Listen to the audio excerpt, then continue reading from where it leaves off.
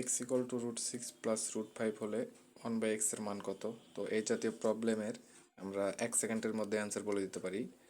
তো এখানে আমাদের যে সংখ্যাটা আছে 6 আর আরেকটা সংখ্যা আছে হলো 5, এই দুটো ডিফারেন্স বের করব, তাহলে হবে 1। তো এইটা যদি হয় তাহলে আমরা এখান থেকে বলে দিতে পারবো যে এটার 1/x যেটা হবে 1/x হবে হচ্ছে এই যে √6 মাইনাস √5, অর্থাৎ চিহ্নটা পরিবর্তন হয়ে যাবে। এখানে যদি মাইনাস থাকতো তাহলে প্লাস হতো 1/x এর মান। তো এখান থেকে আমরা দেখব যে এটার ডিফারেন্স 1 কিনা। এখানে যদি 1 হয় সেই ক্ষেত্রে হবে আমাদের √6 মাইনাস √5, অর্থাৎ চিহ্নটা পরিবর্তন হবে। এখানে যদি আমাদের বলে √7